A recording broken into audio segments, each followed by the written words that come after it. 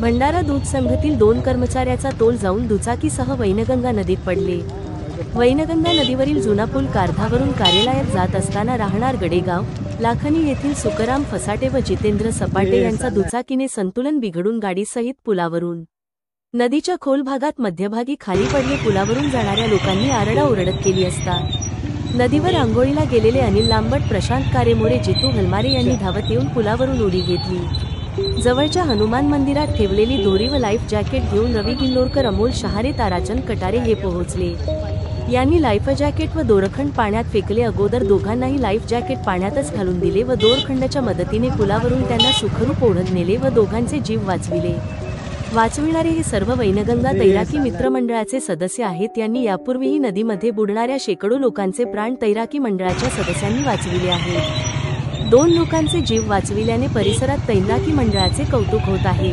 Bhandara express digital करिता अजय मेश्राम, भंडारा।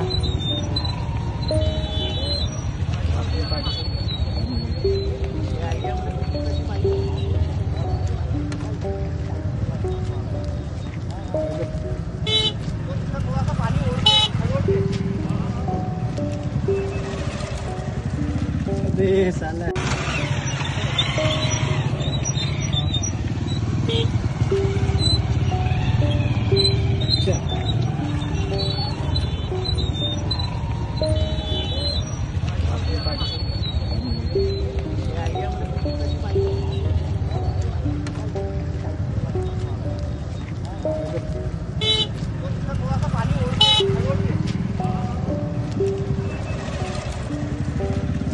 साला